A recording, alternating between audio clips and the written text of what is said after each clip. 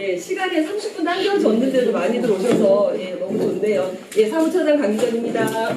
예, 예, 오늘은 예, 제가 집이 없거든요. 아직 살면서 아직 제 손에 집이 하나도 없어서 늘 미뤄뒀던 저 개인적으로는 예, 부동산에 대한 본질이라고 하는 예, 정확하게 저희가 좀 알아야 될 것 같고요. 문재인 정권 들어와서 갖가지 대책들이 계속 나오고 있고 이번 주도 이제 언론 보니까 이제 공시지가에 현실화하는 것 때문에 동네 가니까 정말 집 한 채 가지신 분들이 이러니 저러니 정말 얘기를 많이 하는 주제였더라고요. 그래서 더 이상 밀어놓으면 안 되겠다 생각도 들고 그리고 광주시장의 후보자 학교 때 이제 교육해 주신 거 저도 영상을 봤는데 강 선생님이 그 말씀 하셨어요. 진보 정당이 이 부동산 문제를 정말 날카로운 송곳으로 얼음을 깨듯이 날카롭게 지적하고 대안을 좀 찾아야 하지 않을까 말씀을 해주셨는데요. 오늘은 내용도 제대로 알고 저희 진보정당이 어떤 역할을 할지를 말씀을 좀 해주시기 위해서 예, 멀리서 예, 오셨습니다. 김원동 예, 제가 이걸 못 외워가지고 경실련 부동산 건설 개혁 본부장님을 예, 큰 박수로 모시겠습니다.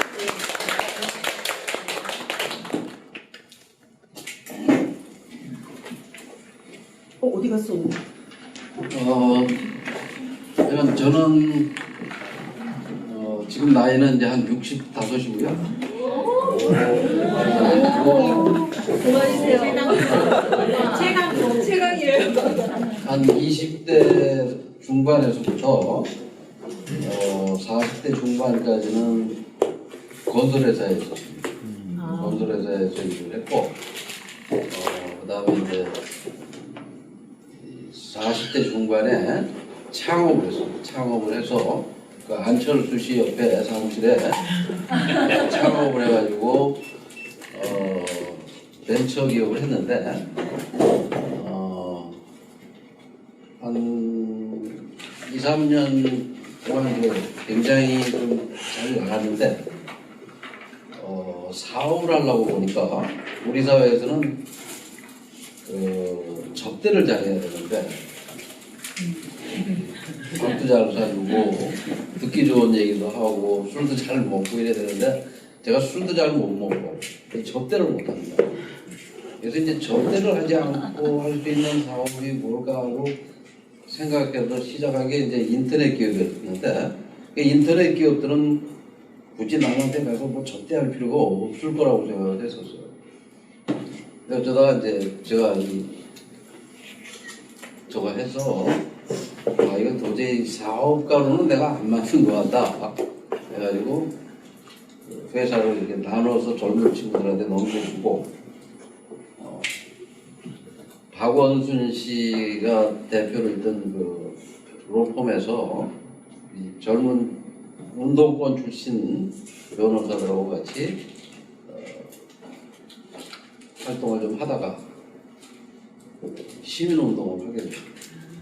이제 어떻게 시민운동을 하게 된 계기는 아주 좋은 집을 싸게 공급하고 주거 문제가 생기지 않도록 해보자 하고 시작을 했는데 처음에 이제 특히 그 노무현 정부가 들어서서 전 노무현을 찍었습니다.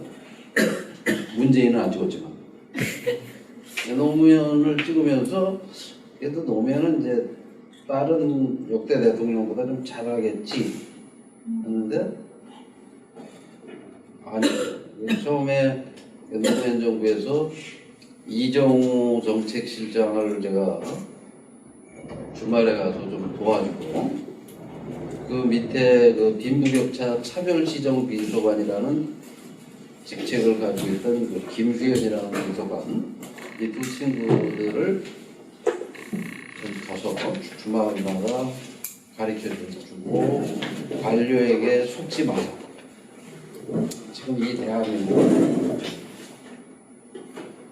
재벌의 나라다. 언제부터 재벌의 나라가 됐다고 저는 생각을 했냐면 김대중 정부 이후 국가부도가 나오고 재벌 개혁을 한다고 하고 했지만 재벌은 2000년 이후에 다시 화려하게 부활을 합니다. 박정희 전두환 시대 때는 재벌이 대통령 눈치를 보고 대통령이 재벌보다 더 강했는데 2000년 이후에는 대통령의 힘보다 재벌의 힘이 훨씬 더 커지기 시작했습니다.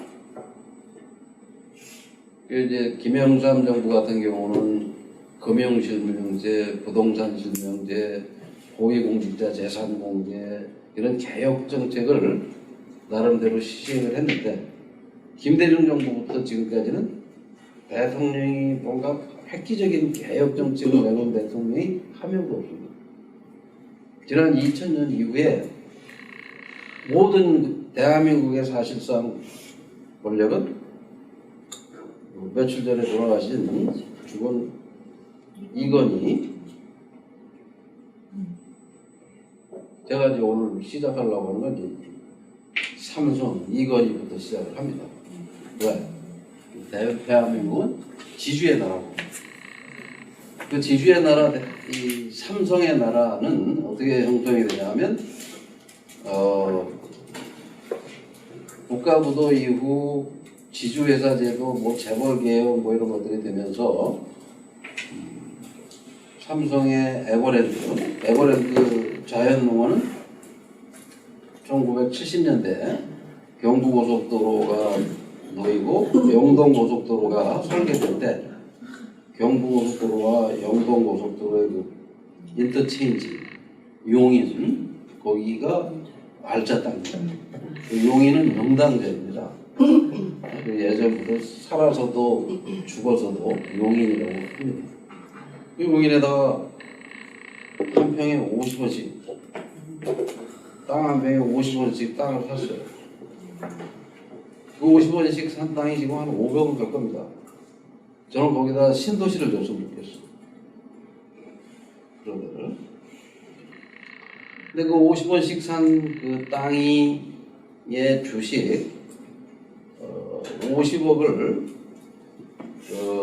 제가 창업할 무렵 99년 그 무렵에 이건희 씨가 이재용한테 전환사채를 줍니다. 50억. 에버랜드 전환사채 50억.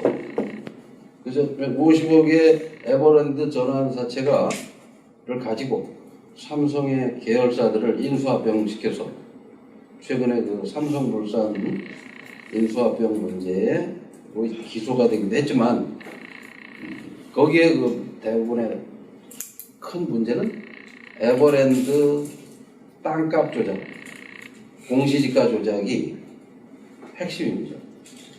공시지가를 조작해서 에버랜드 가치를 높이고 낮추는 그런 문제로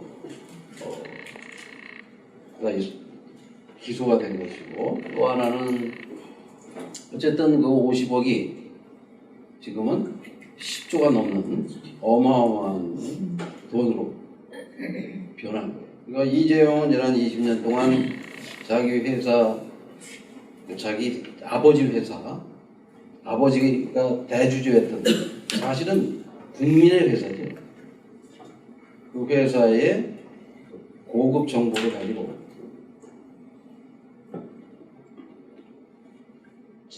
재산을 불리고, 그 다음에 그 에버랜드 땅의 한 30%는 지금도 이건희 씨 개인이 가지고 있어요. 개인으로 이제 상속 증여를 하겠죠. 상속세가 나오겠죠. 그 에버랜드가 삼성의 모든 계열사를 지배하는 지주회사가 됩니다. 그러니까 용인 땅이 삼성의 모든 계열사의 대주주가 돼서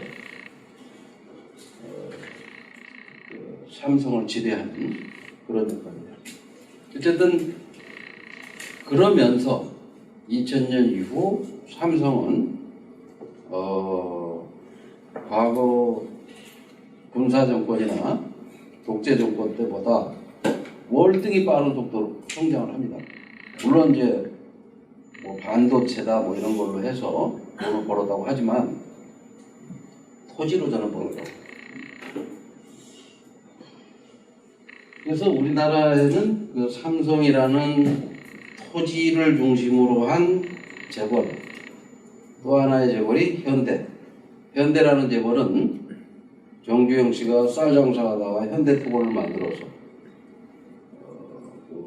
정주영 씨 형제들이 한락그룹, 고려그룹, 금강그룹이라는 정주영의 형제들은 건설 그룹을 만듭니다.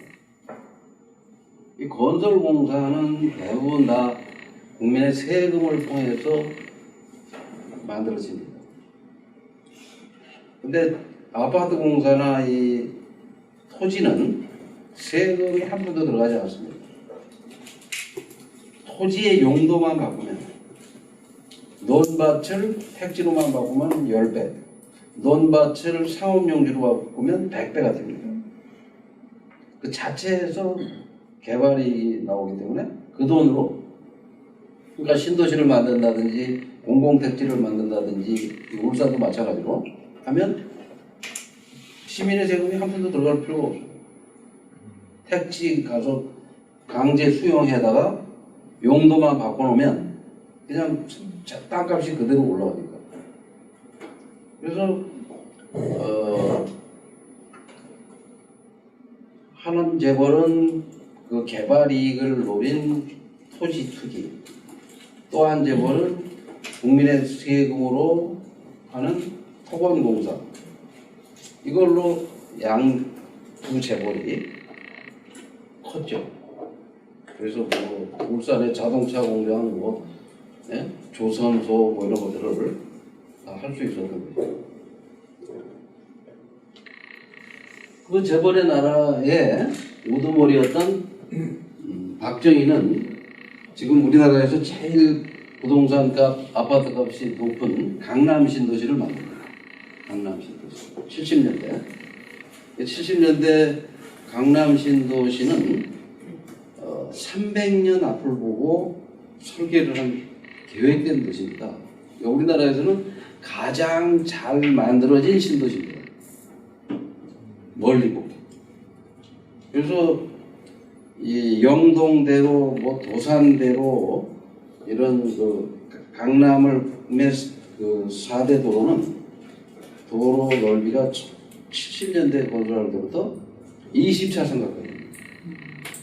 그래서 그때는 도로를 4차선만 포장해놓고 썼습니다. 처음에. 넓은 도로를 다 쓸 수가 필요가 없으니까. 차가 없었으니까. 그래서 지금도 강남에는 5층짜리 아파트를 보시고 35층을 지어도 과밀해 보이질 않습니다. 과밀해 보이지 않습니다.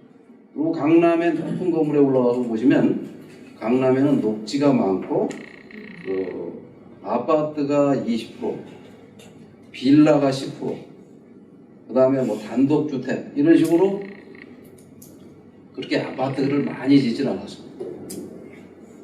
그러니까 여러 가지 복합적으로, 그 다음에 이 일기 신도시는 그렇게 건설이 됐는데 노태우 때부터 분당, 일산, 평촌 같은 데는 80년 앞을 보고 신도시를 만들었어요. 최근에 만드는 신도시들은 50년 앞을 보고 만들어요. 그러니까 강남보다 최근에 건설되는 신도시들은 과밀하게 그렇게 지어지기 때문에 가치가 떨어지는 거죠. 그래서 강남이 비싼. 그렇게 이런 거에 제가 관심을 갖고 이런 문제 제기를 하기 시작한 거는 정확하게 말하면 2004년부터인데 2004년에 왜 시작을 했냐? 아까도 말씀드린 대로 청와대에서 노무현 대통령이 아파트 후분양제를 도입하겠다. 아파트를 이제 다 전원법 하겠다. 라는 내 제안을 받아들였어요. 그래서 장관한테 시켰더니 장관이 예 하고 가서 공무원들은 대통령이 시킨 걸 거역할 수 없다고 생각하면 용역을 줍니다. 국토연구원이나 이런 국책연구원이다. 그래서 그 용역 결과는 로드맵이 나옵니다. 한꺼번에 하면 무리가 생긴다. 우선 시험 시행을 해보자. 아니면 단계별로 하자. 충격을 줄여야 된다. 이런 식으로 모든 보고서가 그렇게 됩니다. 개혁 정책이나 뭐 제도 개선을 하고 전부 다 그럽니다. 관료 마음에 들지 않고 재벌이 싫어하는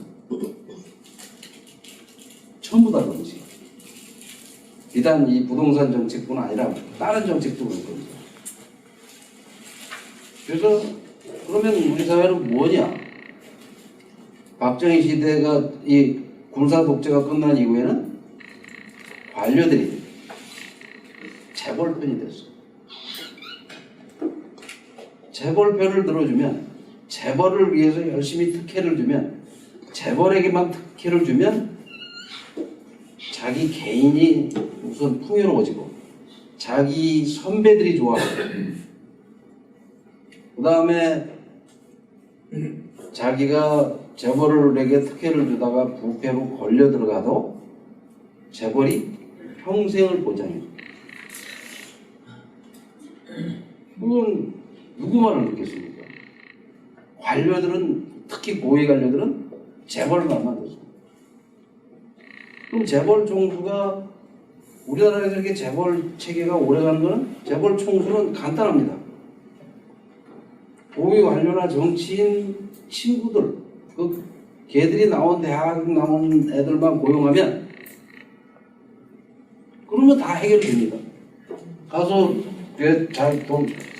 서울대학 나온 친구들을 고용해서 자기 선후배 가서 접대하게 하면 재벌이 하는 일은 접대밖에 없습니다. 접대만 하면 됩니다. 다른 걸 할 필요가 없어요. 정치인을 접대하거나, 예? 관료를 접대하거나, 언론사를 접대하거나, 힘 있는 사람을 가서 접대만 하면 됩니다. 사법부를 접대하거나, 검찰을 접대하거나. 그래서 우리는 어떻게 살고 있느냐 하면 애들을 낳아서 서울대학을 보내서 남자 접대부를 시키려고 합니다. 아니면 접대 받는 자리에 가게 하고. 그게 우리들의 삶의 목표죠. 우리는 지금 그렇게 살아왔고 지금도 그렇게 살고 있는지 모르겠어요. 뭐 그렇지 않은 분들도 있겠지만 상당수가. 그럼 이런 부동산 정책을 결정하는 핵심 역할을 하는 사람이 우리나라에 20명이 채 안 되는데 그 20명의 스펙을 보면 60%가 서울대학을 나왔어요. 그 사람들이 앉아서 매번 결정하고 그 사람들이 합니다. 대통령은 고등학교를 나왔고 대통령은 경희대학을 나와도 그 밑에서 정책을 결정하는 사람들은 다 누구냐? 여기 뭐 지방도 비슷할 겁니다. 약간의 차이는 있지만 그게 지금 우리 사회가 돌아가는 모습인데 제가 이걸 이제 본의 아니게 한 2년 3년이면 끝낼 줄 알았던 이 운동을 하다가 이제 경험으로 얻은 겁니다. 제가 이거 다 경험으로 얻은 지식입니다. 그래서 특기는 이렇게 진행되고 있는데 제가 2000년에 서울 강남 아파트는 평당 1,000만 원이 되질 않고 3억이 되지 않았습니다. 30평 아파트가. 음마 아파트가 2억이었습니다. 2억. 그리고 강남의 타워 팰리스가 99년에 평당 900만 원, 30평이 2억 7천에 분양을 했는데 그 옆에 있는 일반 아파트는 2억이었어요. 2억인데 타워 팰리스를 분양하니까 주상복합 아파트는 관리비가 비싸다 해가지고 분양을 안 받았어요. 그래서 70%가 미분양입니다. 그 타워 팰리스 부지는 삼성 엔지니어링, 삼성중공업, 삼성물산 이 세 개 회사가 한동씩 졌어요. 왜? 세금을 적게 해서. 거기는 원래 그 삼성이 4억지를 하고 산 땅인데 주민들이 반대를 해서 그걸 주상복합으로 바꿔가지고 분양을 했는데 미분양했어. 그 미분양된 그 아파트를 진대재 같은 사람은 4채를 샀답니다. 그런데 자기 회사 임원들에게 싼 값에 분양가보다 깎아 낮은 값으로 할인된 가격으로 분양을 해줬죠. 어쨌든 그럴 정도로 2000년까지는 제가 이 그래프를 그리고 쭉 보면 2000년까지는 우리나라 수도 서울에서 강남이나 강북이나 강남은 2억이었고 강북은 1억 5천이었어요. 그 이전 89년 노태우 때로 가면 강남이 1억이면 강북이 1억 2천이었습니다. 그때는 강북이 더 비쌌어요. 그래서 강남 아파트 값이 그렇게 비싸질 않았어요. 그러던 것을 2000년을 제가 자꾸 얘기하는 건 2000년에 분양가 상한제를 폐지합니다. 김대중 정부가. 그 기업들은 분양가 상한제를 폐지하면 자기들이 자발적으로 후분양을 하겠다. 아파트를 다 져놓고 팔겠다. 잘 져놓고 팔겠다. 근데 후분양을 하지 않고 그냥 선분양인데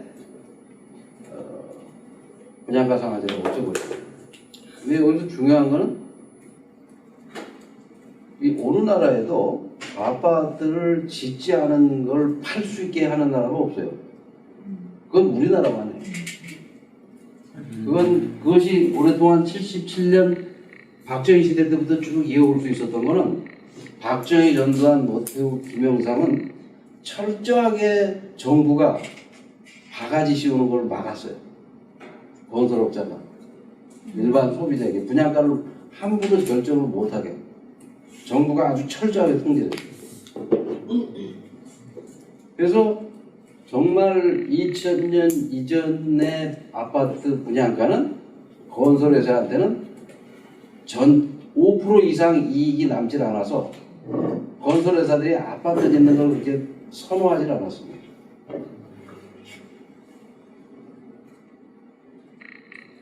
그런데 이 분양가 자율화를 시켜주고 나서부터 문제가 생긴 거예요. 분양가 자율화 시키고 2000년부터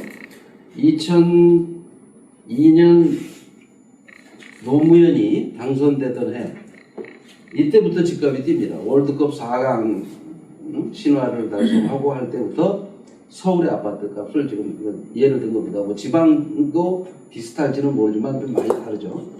그래가지고 2002년 월드컵이 끝날 무렵에는 그 강남에 30평짜리 아파트가 한 4억이 넘어요. 그 4억 하던 아파트가 노무현 임기 말에는 12억, 13억. 그러니까 2000년에 2억 하던 게 10억 올랐어. 노무현 때. 김대중 노무현 때 10억. 그러다가 이명박이 집권을 하고 나서 이게 500만 원이 떨어져요. 박근혜 1년, 2년, 3년 차까지도 4천만 원이 안 돼. 노무현 때보다도 낮아요. 그러다가 2017년 문재인이 당선되면서부터 이 상승 속도가 엄청난 속도로. 왜? 문재인을 보니까 노무현만도 못해. 강남 아줌마들 볼 땐 저 사람은 뭐 이건 무조건이야 라는 판단이 쓴 거죠. 그 강남에 있는 아주머니들 이순자 여사나 이런 사람들하고 같이 빨간 바지 입고 이 강남을 누볐던 분들이 올 때는 다 보여. 다 보여. 옛날 복부인이라고 했었잖아요. 그분들이 지금 80대가 됐어요.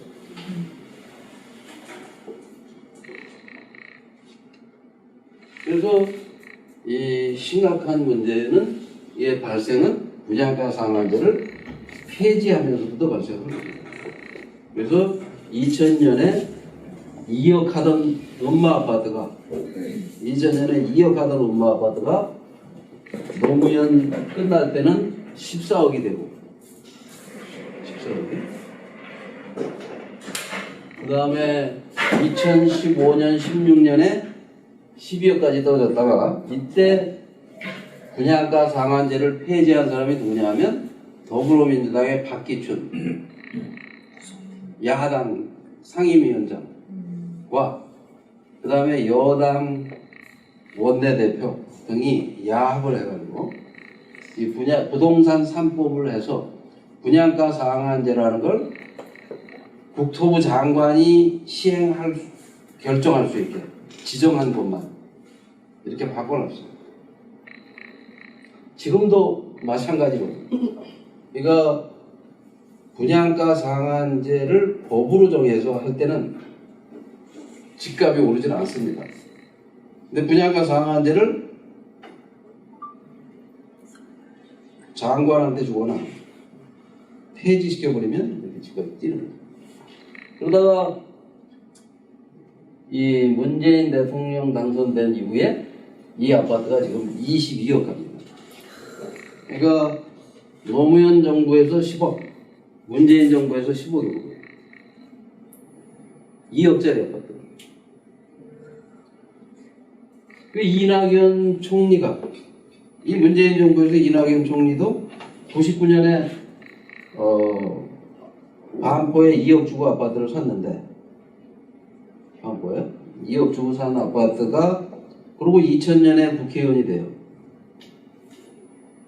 동아일보 기자를 하다가 2000년에 국회의원 당선이 돼서 그때부터 자기가 여당이 된 이후에 집값이 10억이 오르고 야당이 되니까 집값이 안 온다.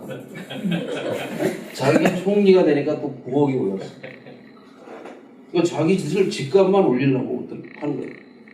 그러니까 이 지금 더불어민주당 노무현 정부와 문재인 정부는 자기들 집값만 끄고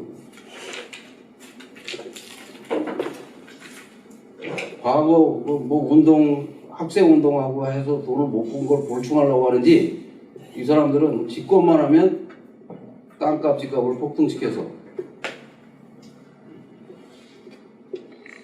그 다음에 이제 그 옆에 지금 국회의장을 하는 사람 여당 대표입니다. 이 사람은 이낙연은 다 아시겠지만 저보다 더 여러분 당과 경쟁당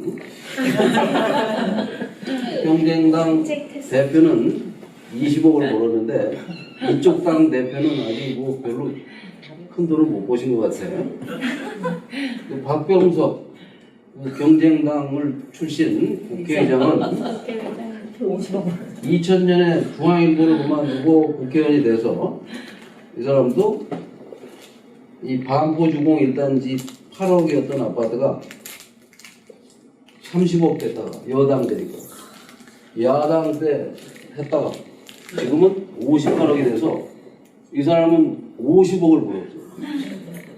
집 한 채 가지고 거기다 그 50억 가지고 50억짜리 하나 있고 청주인가 어디 대전인가에 집이 하나 있었는데 그 집을 두 채였어요.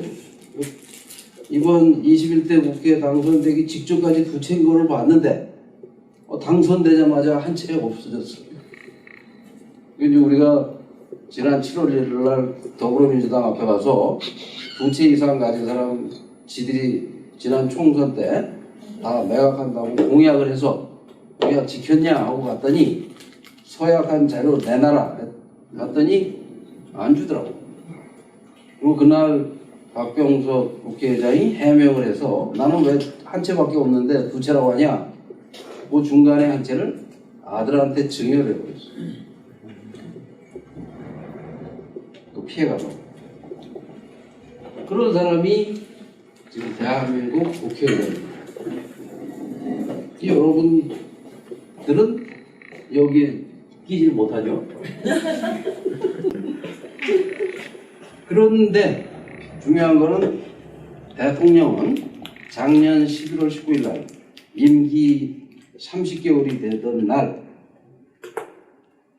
30개월이 되던 날 이렇게 얘기했습니다. 전국적으로 부동산 값이 오히려 하락할 정도로 안정됩니다. 부동산 문제는 우리 정부에서는 자신 있다고 장담하고 싶다. 근데 말도 잘 못하는 것 같아, 이 양반은. 물어본 건 전세값 물어봤는데 대답을 이런 식으로 대답을 했어요.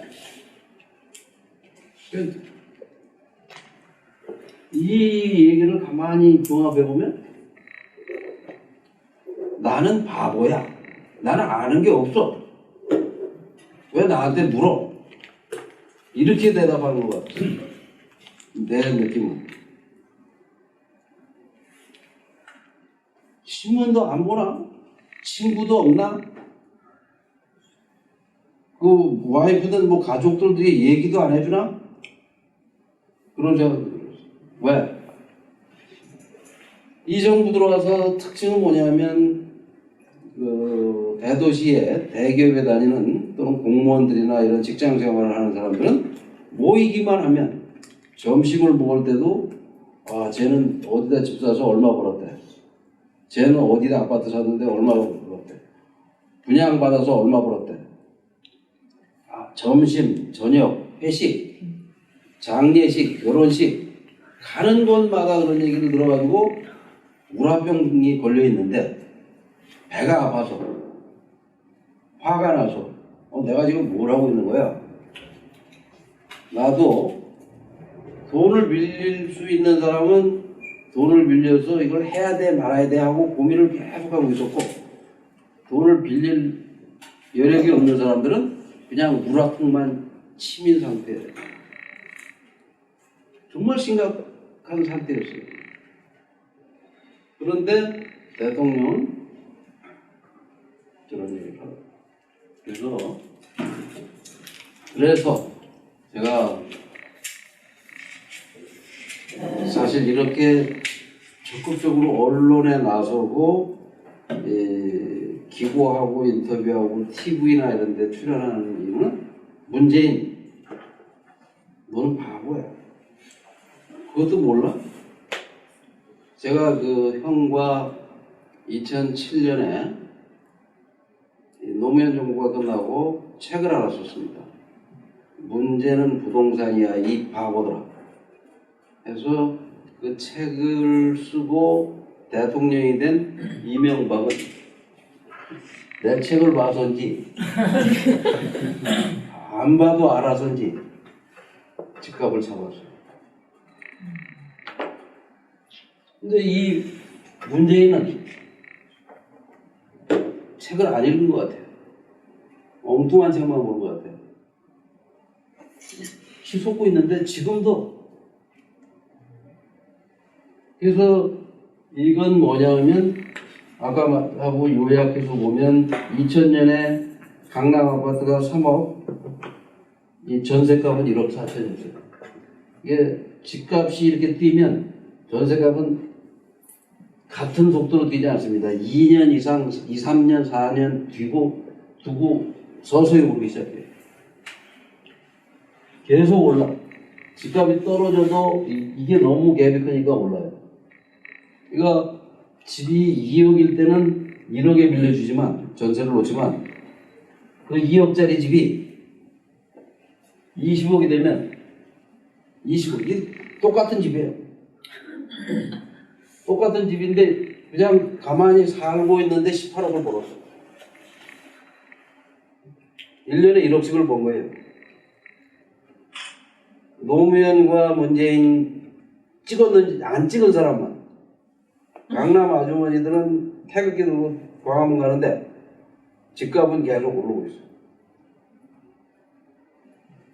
이 전세값도 20억 된 거니까 1억에 빌려줄 필요가 없잖아요.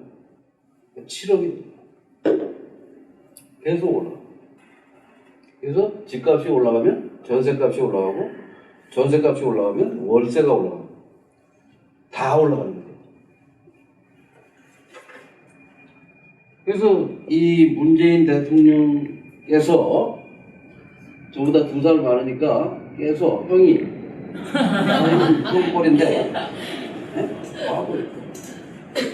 이런 당신이 임명한 당신 밑에 있는 참모들 집 아파트 값이 얼마 올랐는지 내가 가르쳐 줄게. 해서 이걸 13억 오르고 11억 오르고 전부 다 올랐어. 46% 2배 된 사람은 50% 이렇게. 집값이 이렇게 올랐어. 근데 어떻게 집값이 하락할 정도로 안정됐다고 얘기를 하냐? 어? 처음 임명한 소득주도 성장한다는 장하성이는 지 집값 10억 올라서 불로소득 10억을 챙겼어. 누구나 다 강남에 살 필요는 없다고 떠들더니 노무현을 망쳤던 정책실장 김수현도 과천 집값이 9억에서 19억이 됐어요. 이 어리버리한 재벌개혁 입으로만 떠드는 김상조 집도 마찬가지. 그래서 첫 번째는 청와 대통령 당신이 임명한 참모들 집값이 이렇게 올랐어. 근데 그걸 분석하다가 우리 경실련 요원들이 보니까 집을 여러 채 가진 사람이 많아서 다주택자를 보니까 청와대 다주택자가 37%였어요. 37%. 그러니까 문재인 대통령의 고위공직자 임명 기준은 부동산 투기꾼, 투기의 달인 이런 사람만 갖다 뽑아놓는 것 같아요. 근데 그 대통령이 직접 다 추천을 하는 게 아닌데 이게 어떻게 된 걸까 하고 보니까 조국이 민정수석이던 조국이하고 인사수석이 자기들 눈에는 저 정도는 아무것도 아니에요. 조국의 와이프는 건물주가 되는 건데 강남에 자기들은 거의 100억대를 가지고 있는데 그러니까 인사 기준이 없어져 버려요. 이런 식으로 폭등을 하고 있는데도 김현민은 14% 올랐다는 거예요. 14%. 서울 아파트 값이. 방금 전에 청와대 참모가 다 50%가 올랐다는 걸 알려줬고, 그래서 그것만 가지고 부족하니까 국회의원, 20대 국회의원 전체를 분석을 했어요. 21대도 전체를 분석을 하고. 그 다음에 서울의 부청장, 서울의 시의원, 전부 다. 어디를 봐도 50% 이상 올랐는데, 김현민은 지금 14% 올랐다. 이제 와서 잘못된 통계 같다. 그래서 이 아파트 값이 올라가면 땅값이 올라가는 겁니다. 아파트라는 거는 30년 전에 줘놓은 아파트가 건물 가치가 상승하는 게 아니고 땅의 가치가 오릅니다. 건물은 30년 됐으니까 뭐 부시고 다시 지겠다고 막들 난리 아닙니까? 멀쩡한 것도. 그럼 가치가 없는 거랑 마찬가지입니다. 그래서 땅값을 조사를 했더니 대한민국 땅값은 99년에 2,000조였어요. 2,000조. 2,000조였던 땅값이 2,000조에서 노무현 때 6,000조가 돼요. 한 4,000조가 올라요. 이명박 박근혜를 거쳐서 다시 3,000조가 또. 그래서 2,000조에서 7,000조 이상이 올랐습니다. 7,000조라는 돈은 국민 1인당 1억 4천씩, 가구당 4억씩 뺏긴 거예요. 땅을 가진 사람. 여기 뭐 땅 가지시고 많이 가지고 계신 분들이 계실지도 모르지만 땅 한 평 없는 사람들이 많습니다. 특히 젊은 사람들, 이제 막 태어나는 애들, 학생들은 땅이 없을 거 아니겠어요? 그럼 땅을 가진 사람이 땅을 갖지 못한 사람들을 약탈한다. 우리나라에서 땅 제일 많은 사람이 누구입니까?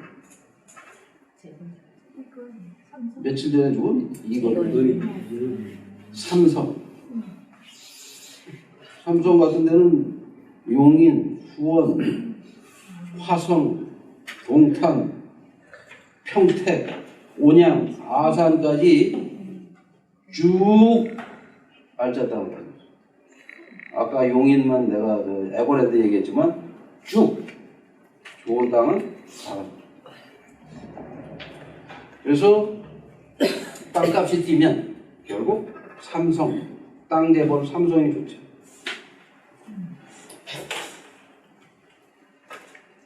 (91년도) 대한민국 땅값이 1600조였을 때 2000년에 아까 2000조라고 했죠? 91년도에 1600조였을 때는 미국 땅 70%를 산다고 했어요. 프랑스를 4개 사고 캐나다는 5개 산다고 했어요. 그게 손낙구, 이정우 손낙구가 주장한 거예요. 그럼 지금은 몇 개를 살 수 있습니까? 전 세계 지금은 캐나다 가거나 프랑스 가서 한 20번 살 수가 있어. 그럼 뭐 우리는 굉장히 모자라네. 땅값이 높아서는 국민들에게 고통만 주는 거예요. 땅값이 비싸면 물류비가 비싸고, 땅값이 비싸면 제조원가가 비싸고, 땅값이 비싸면 임대료가 비싸고, 땅값이 비싸면 주거비가 비싸고, 아무 소용이 없어요. 이 땅은 어디 가서 수입해 올 수도 없어. 수출할 것도 아니야. 뭐 국민들에게 고통만 하기. 땅값이 비싸고. 그래서 땅값을 잡아야 돼. 이제 이런 문제들을 계속 내가 지적을 합니다.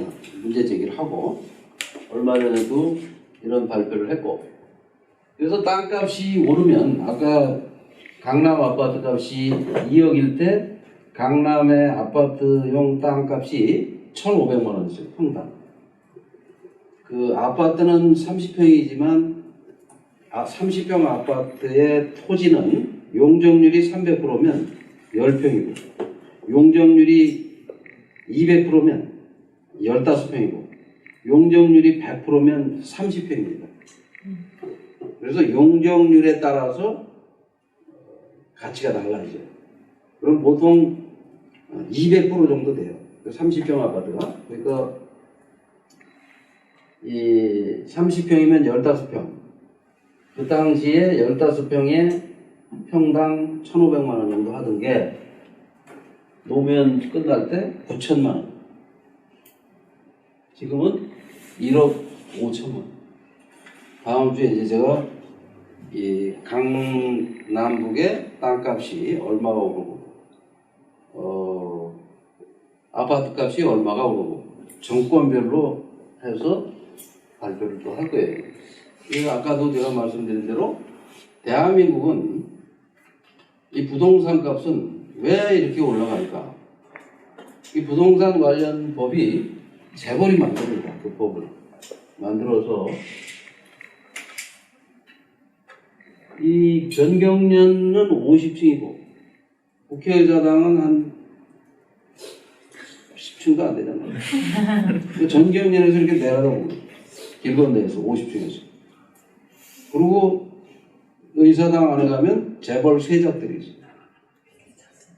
뭐 그저께도 삼성전자 임원이 무슨 기자 출입금 가지고 하다가 적발됐다고 하는 식으로 재벌 요원들과 공직자들, 여기 울산시도 거기에 하나 가 있을 겁니다. 국회 연락관 그런 거 세작들. 내가 보기엔 거기다 해서 그 국회에서 요구하는 거 들어주고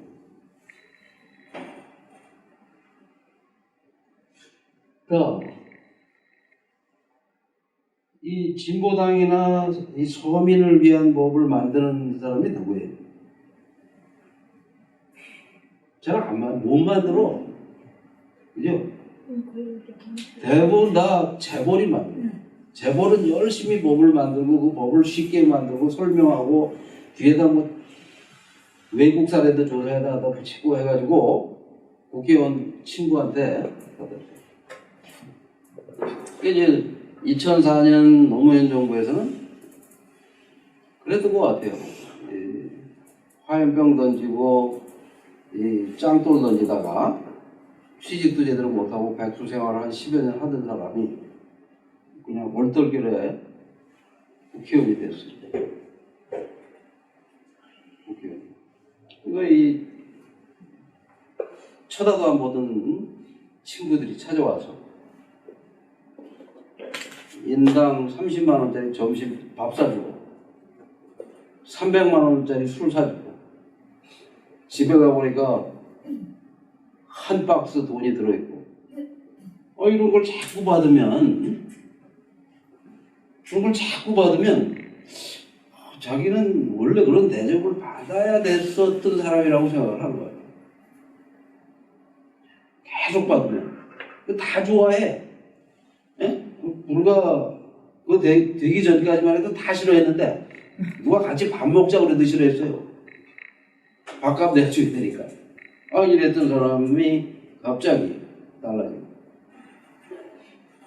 이제 그런 생활을 계속 하면서 그런 대접을 계속 받다 보면 간땡이가 커져. 최근에 뭐 이런 사모펀드 사건이든 뭐 여러 가지가 터지듯이 우리는 알지도 못하는 사건들이 우리가 알 수도 없는 어마어마한 거래가 있습니다. 그건 왜 제가 아냐면 제가 대기업에 다닐 때 그런 거 예산 승인권자였어요. 얼마쯤 주는지를 제가 알아.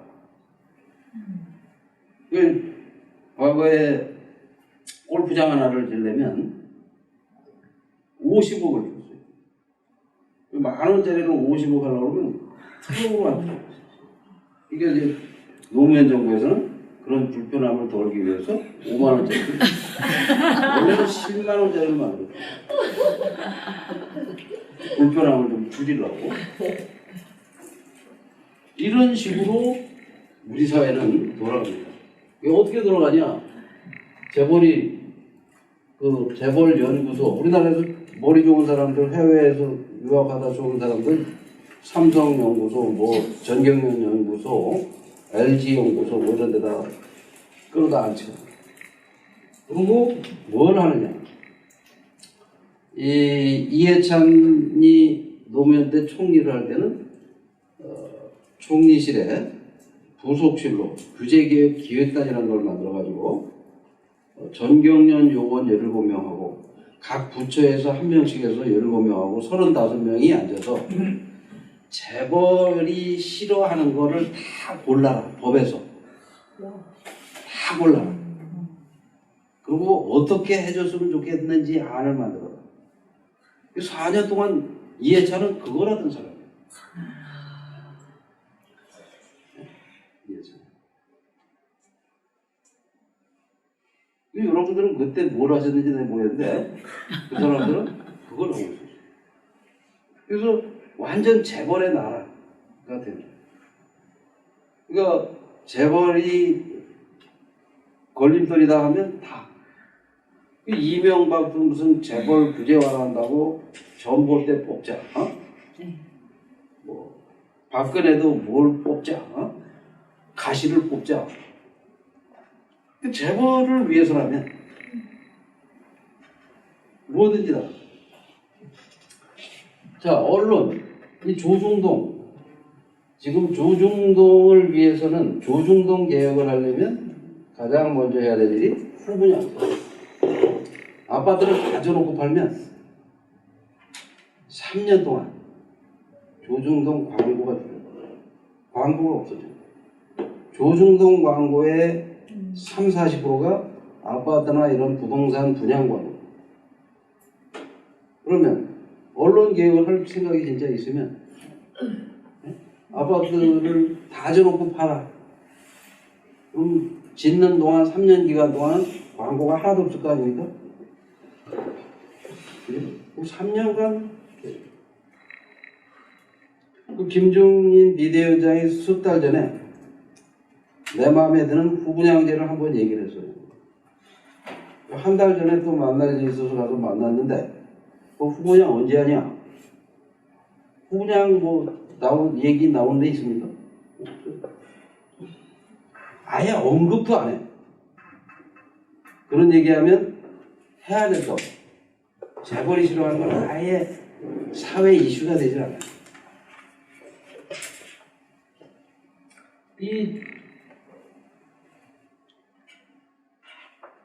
자기들 광고주에. 그 다음에 지금 국민의힘 망한 당의 서울시장 오세훈이 2006년에 경실련에 찾아와서 이제 경실련 후보 초청 토론에 와서 저하고 약속을 했었어요. 2006년 5.3일 지방선거를 한 보름 앞두고 그래서 당선되면 후분양제, 분양가 상한제, 분양원가 공개 할 거냐 했더니 자기는 당선되면 한다. 그래서 이 오세훈이라는 정치인은 뭐가 다를까 하고 보니까 그 사람은 돈도 좀 있고 해도 그런지 국민의힘이라고 해서 다 부패한 사람만 있는 건 아니에요. 그 사람은 정치자금법 개정하고 국회의원 출마도 안 했다가 서울시장 선거 나가서 당선이 됐고 당선되고 한 두어 달 있다가 그러니까 당선되면 한 달쯤 후에 시장 노릇을 하는 것 같아요. 시장 역할을 시작한 지 업무 파악도 제대로 안 됐을 것 같은데 9월에 만나자고 해가지고 9월 20일쯤 만나서 왜 만나자고 했냐? 약속을 지키려고 하는데 뭘 어떻게 하면 좋겠냐? 뭘 어떻게 하긴 뭘 어떻게 하냐? 그냥 하겠다고 선언을 해라. 그래서 9월 25일 날 후분양제, 분양원가 공개, 분양가 상한제를 하겠다. 왜? 서울시장은 서울 SH공사라는 개발회사가 가지고 있으니까 그 개발회사를 그렇게 하겠다. 그러니까 3년간 고집 부리고 반대했던 대통령이 3일 후에 나도 하겠다 하고 물러난 겁니다. 그러니까 예를 들어 울산시장이 나 분양원가도 공개하겠어. 나 분양가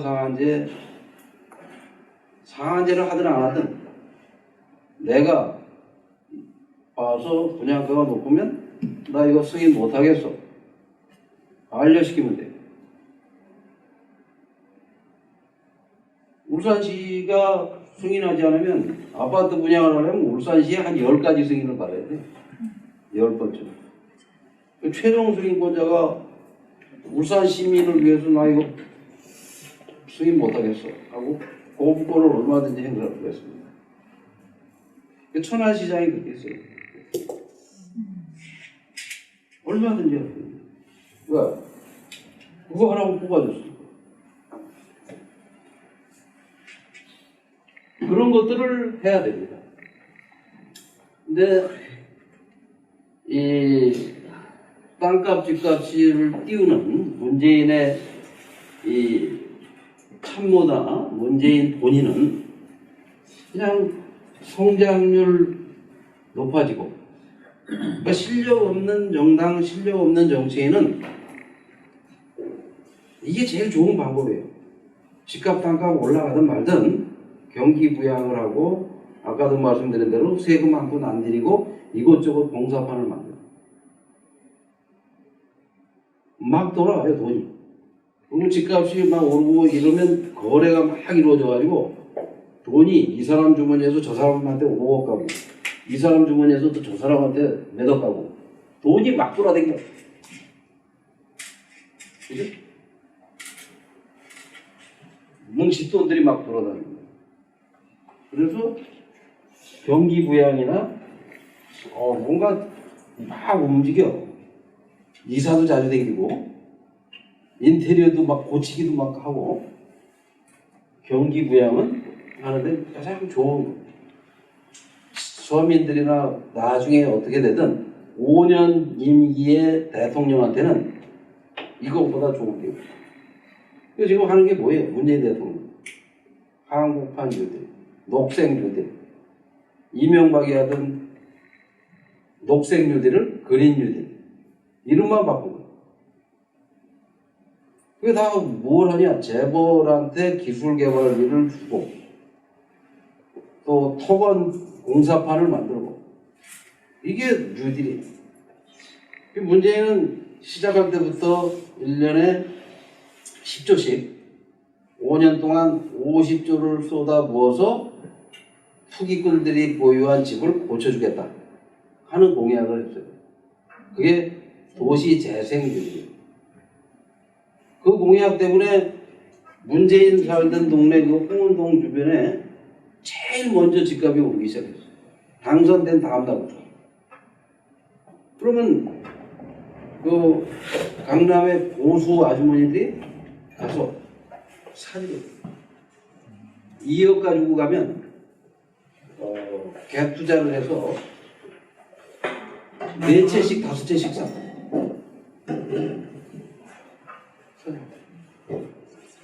계속 뛰는 거예요.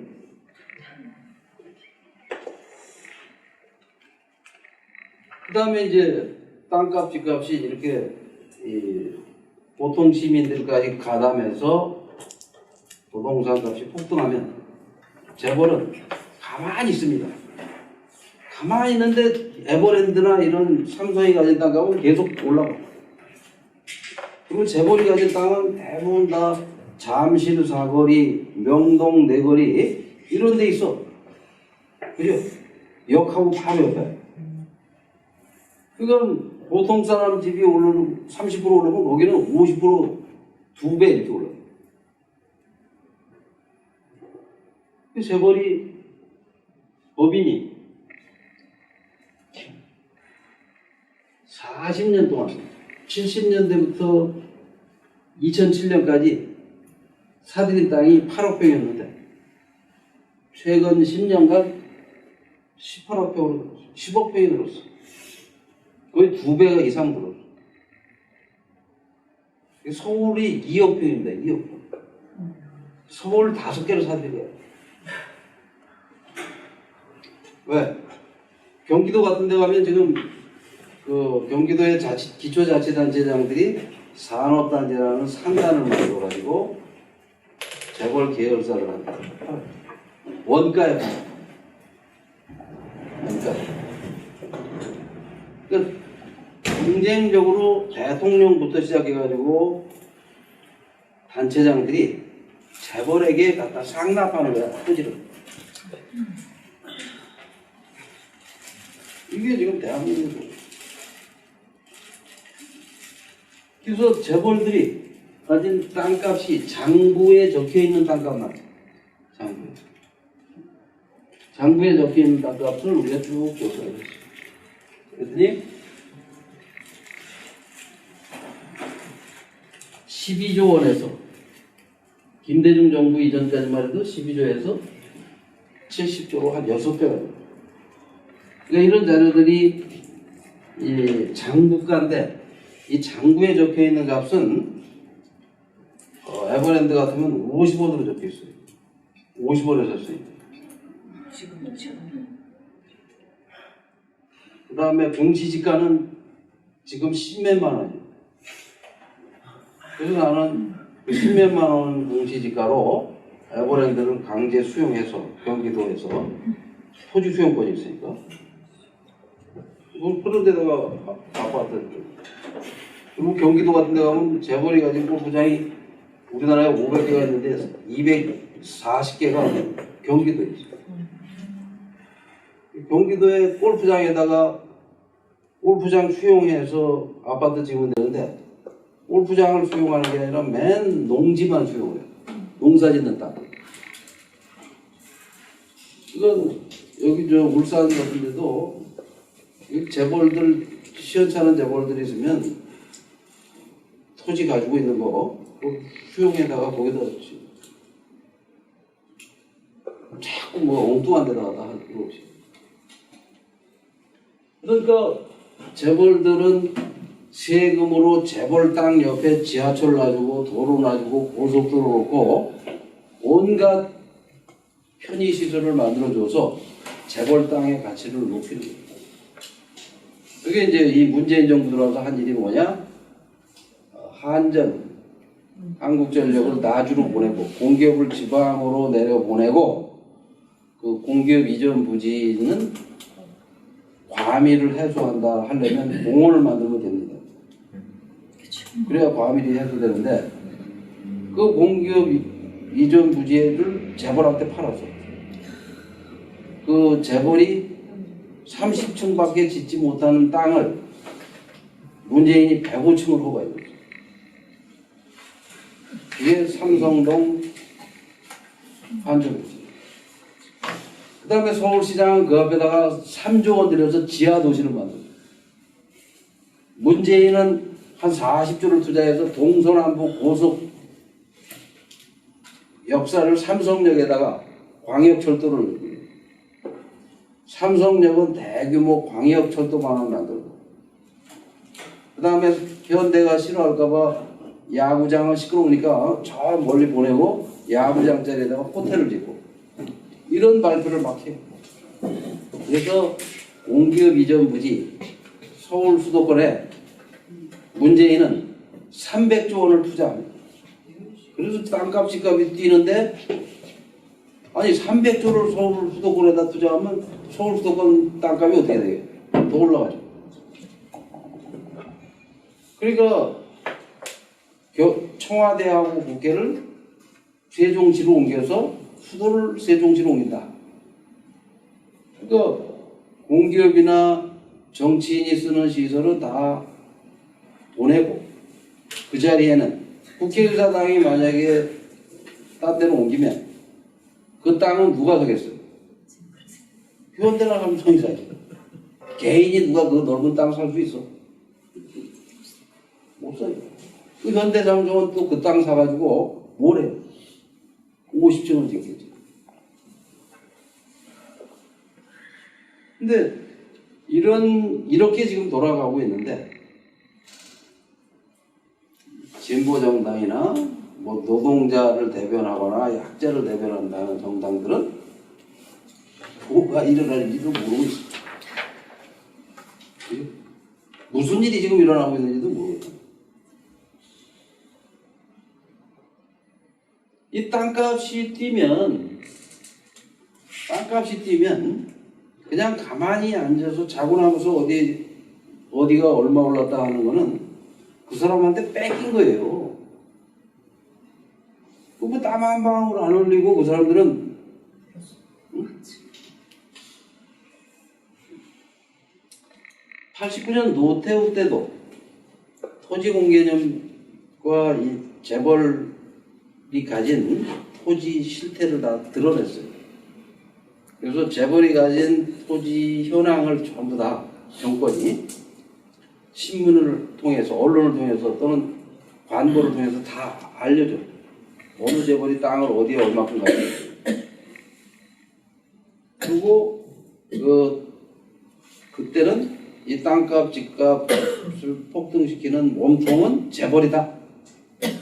땅값 집값이 올라가면 그 수혜자는 재벌이 된다. 왜? 땅을 제일 많이 가지고 있어요. 그래서 그걸 다 드러내고 재벌들이 땅을 사는데 은행에서 돈을 빌리면 그 대출을 다 회수해라. 재벌이 땅을 사서 비현모형인데 본업이 아닌 일을 하면 중과세는 재벌이 땅을 사가지고 아무것도 안 짓고 공장 안 짓고 그냥 가지고 있으면 강제 매각을 해요. 이걸 전부 다 밝혔어. 근데 지금 그런 거 밝혀집니까? 내가 지금 자료 요구를 각 부처와 청와대에다가도 자료 요구를 해도 재벌이, 내가 보기엔 문재인 대통령도 어느 재벌이 땅을 얼마큼 가지고 있는지 모를지도 몰라요.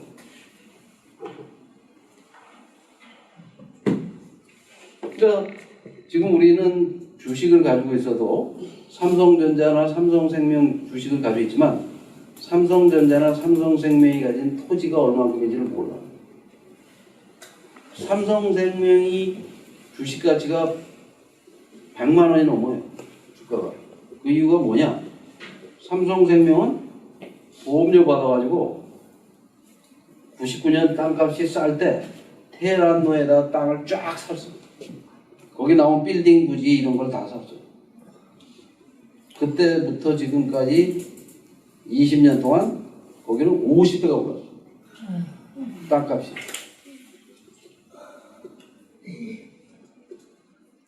근데 그런 고급 정보를 이건희와 이학수 이런 몇 사람만 알아.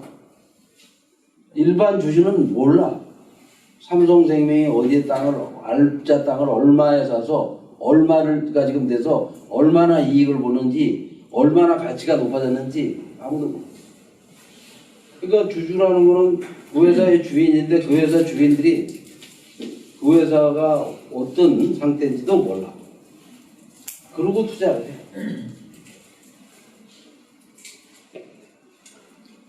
제가 말씀드리는 거는 89년, 지금부터 30년 전보다 나아진 게 없다.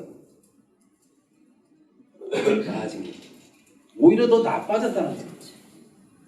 재벌에게 더 굽신되는 정권이. 그래서 할 수 없이 저는 기자회견을 맨날 해요. 경실련은 저 종로경찰서하고 해화경찰서 사회부 관할이라 오는 기자들이 전부 다 1년차고 정도로 인터뷰해달라고 해서 가서 만나서 하면 1월에 들어왔습니다. 금년 1월에 들어와가지고 이 사회부로 4월에 왔는데 4월에 와서 자기가 한 5개월 동안 기사를 썼는데 자기가 쓴 기사가 6번 일면에 실렸다. 제 덕분이죠. 사회부 가면 어디 뭐 누가 싸웠다, 누가 구속됐다, 뭐 어디 뭐 사고가 터졌다 이거 취재하는 건데 그것도 쫄병이라 아주 경미한 사건 취재하는 건데 꼼한데 여기 와서 경실련에 와서 5급 정보를 생각지도 않은 써서 자기도 거기에 실릴 줄 몰랐던 거예요. 그러니까 막 더 열심히 와서 취재를 합니다. 근데 맨날 이걸 해요.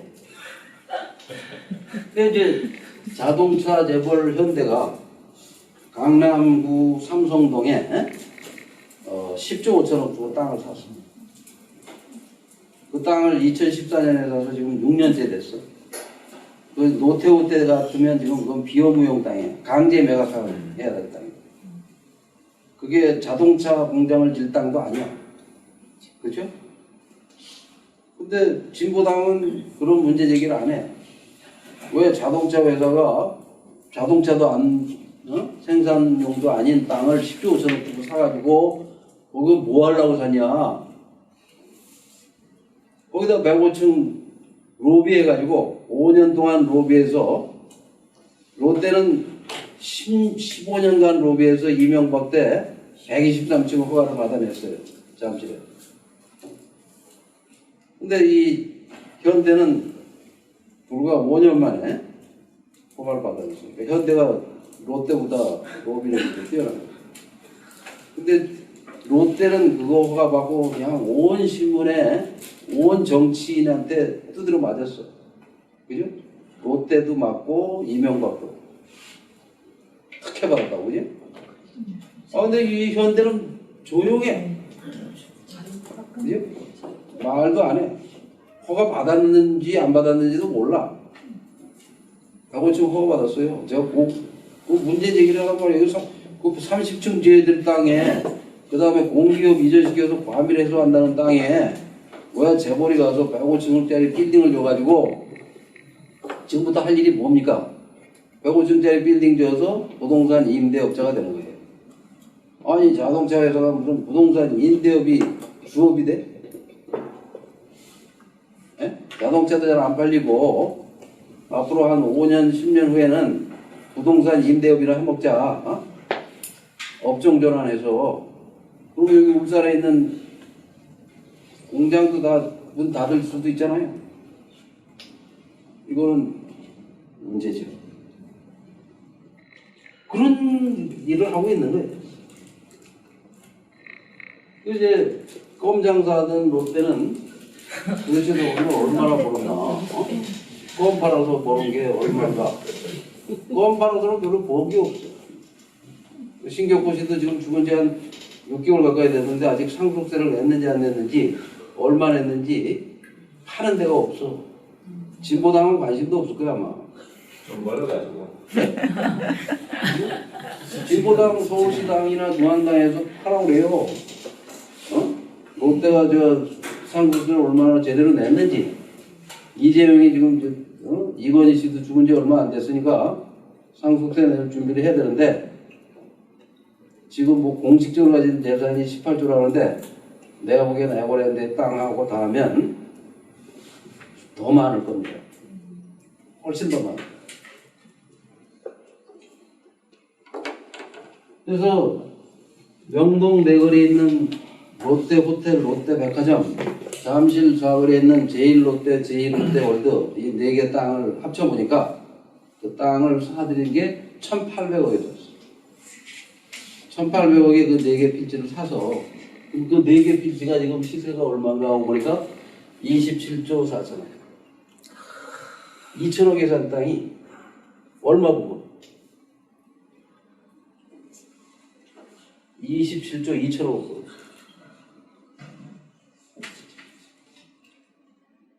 장부상에는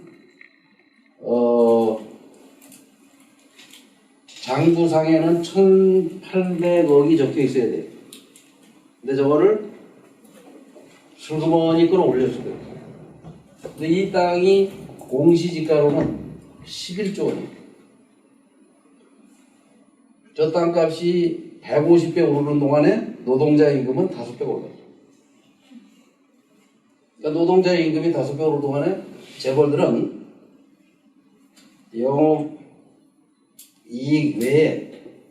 영업이익 외에 몰래 이익이 27조. 롯데가 4개 땅만. 그거 말고도 뭐 굉장히 많습니다. 롯데가 있는 땅이. 그래서 도대체 이 재벌들이 지금 무엇을 하고 있나 하고 보니까 공장은 해외로 다 이전시키고 그 공장 부지에는 아파트를 짓고 계열사 만들어서 부동산 임대업, 부동산 개발업 이런 계열사 만들어가고 있고. 왜 부동산을 하느냐? 이 부동산을 하면 설비 투자를 안 하면 노조가 생기질 않아. 노동자를 직접 고용할 필요가 없어요. 건설업은 전부 다 하청이야. 접대부 몇 명만 고용하면 돼. 다른 게 필요 없어. 아주 손쉽게 들어볼 수가 있어. 건설업은 무슨 공장도 필요 없고 설비 투자 이런 게 없어요. 옛날 정주영 시대는 부르도자나 이런 중장비를 자기가 직접 사서 그런 걸 운영이라도 했는데 지금은 그런 것도 필요 없어. 그 뭐 특수고용직인가 해서 나가서 네가 개인 사업자 해 하고 이명박이가 다 내쫓았어. 현대다. 그게 90년대 초반이에요. 그 레미컨 트럭, 뭐 덤프 트럭 포크레인 뭐 이런 것들을 다 개인들한테 불화를 해줬어. 나가서 사업하라고. 몇 년, 그러니까 한 2, 3년 우리 공사장에 와서 일할 수 있게 해주겠다 하고 다 내쫓아서 그 사람들이 다 나와가지고 비정규직. 그래서 이 문재인 정부는 시작할 때부터 예타라는 예비 타당성 사업성이 있는가 없는가 등을 따져보고 하는 그런 절차를 다 무시하고 그 예타는 500억 이상 공사는 500억이 넘는 공사는 다 거치게 돼 있는데 50조 달러 되는 도시재생 사업은 그런 걸 하지도 않고 무리하게 추진을 하고 있죠. 그래서 손혜원 같은 사람들은 그런 정보를 얻어가지고 가서 몇십 채씩 사서 기부하려고 샀다고 하는데 아직도 기부를 안 하고 있는 거 보면 기부하려고 산 게 아닌 것 같아요.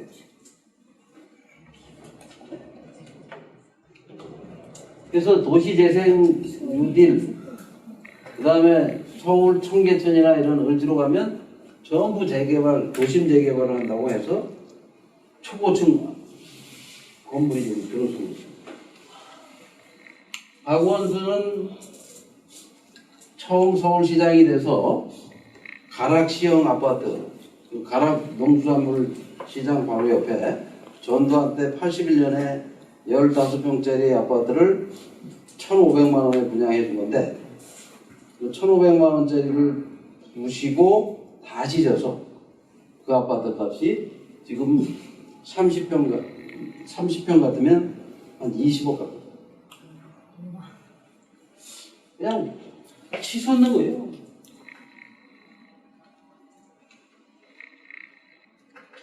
그래서 재벌들한테 이렇게 관료나 정치인이 관대합니다. 그 다음에 이제 최근에 그 공시가격 얘기가 나오는데 개인이 가진 아파트는 공시가격이 70% 정도에서 80%까지 되는데 재벌이 가진 현대차가 가진 10조 5천억 주고 산 땅이나 이런 것들 제1롯데월드는 공시지가가 35%밖에 안 돼요. 개인들이 가진 거에 절반 수준. 그 다음에 세금은 국민들은 재산세하고 종부세를 2%였는데 여러 채 가지면 6%까지 올렸죠. 2%를 내는데 재벌이나 이런 데는 0.7%를 냅니다. 세율이. 그러니까 35%에 0.7%를 곱하면 실제로 내는 세금은 0.2%밖에 안 돼요. 그 다음에 이 양도세나 이런 것들은 대부분 다 이 35%짜리를 기준으로 내기 때문에 10조짜리를 팔아서 10조를 벌었다. 그러면 3조 5천억에 20% 해가지고 7천억을 냅니다. 그것도 법인들은 연말에 영업이익하고 같이 해서 내기 때문에 실제로 내는 세율이 20%가. 그래서 한국전력이 10조 5천억의 땅을 팔았는데 10조 4천억을 벌었는데 세금을 얼마 냈나 하고 보니까 한 푼도 안 냈어요. 왜? 5년 동안 적자가 9조 8천억이었는데 그래서 땅 하나 팔아서 다 갚았어요. 그 세금 하나 갚았어요. 이럴 정도고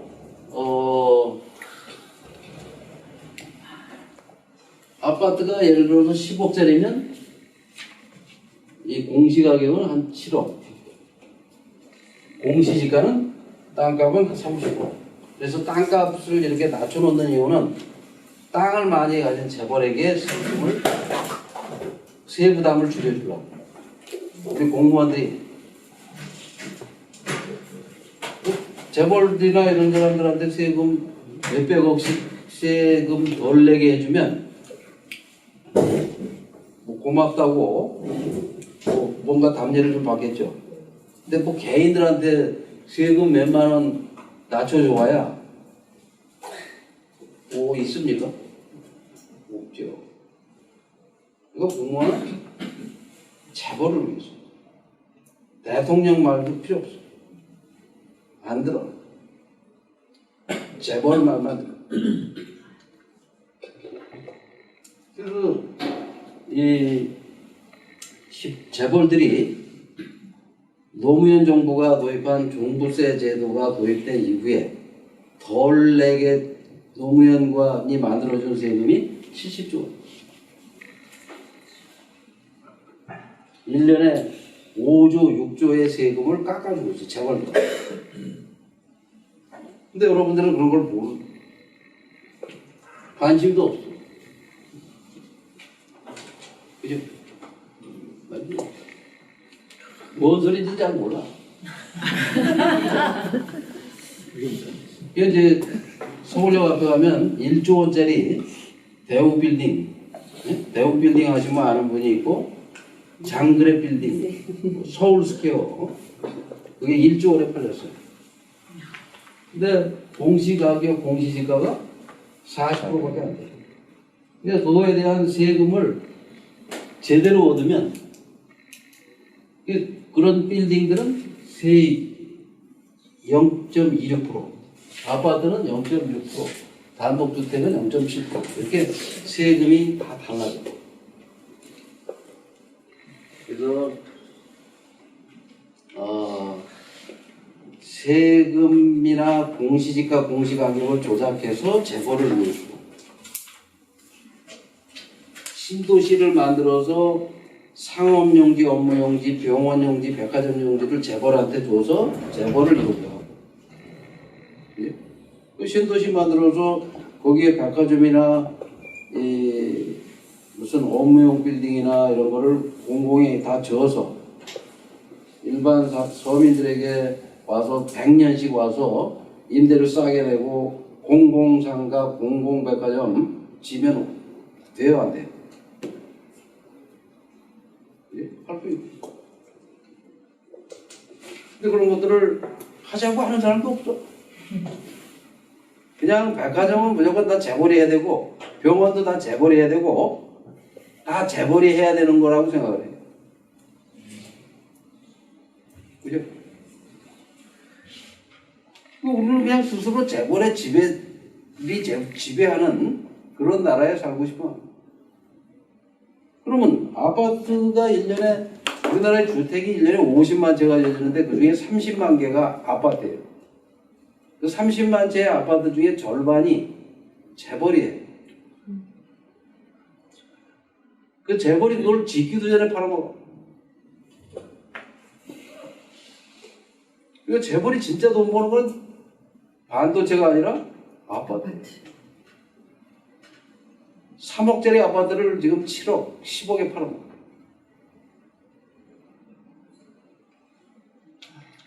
그래서 이 용감한 관료들은 재벌을 위해서 통계를 조작해요. 그러니까 1년에 1,800억이라는 예산을 투입해서 울산시도 수백억을 투입해서 여기 지금 집집마다 땅값과 집값을 매년 조사해요. 그것도 매년 해요, 매년. 그 매년 조사해서 만드는 결과가 공시지가, 공시가격이 맨날 틀려. 아니, 저 집이 예를 들어서 10억이면 조사를 해보니까 10억이면 그냥 10억이라고 하면 되는데 저걸 얼마로 할까 하다가 4억 5천. 5억 얼마 할까 하다가 5억. 왜 돈 들여서 조작을 하냐는 거예요. 누구를 위해서? 재벌을 위해서. 여러분을 위해서 조작하는 게 아니다. 그러니까 여러분들이 낸 세금을 갖다가 재벌을 위해서 가격을 조작해. 공시가격, 공시지가 가격을 조작한단 말이에요. 여러분들한테 뭐 이런 게 하나도 없어. 땅 한 평도 없는 사람한테는 뭐 그거 조작해서 내 돈 갖다가 그거 조사해서 왜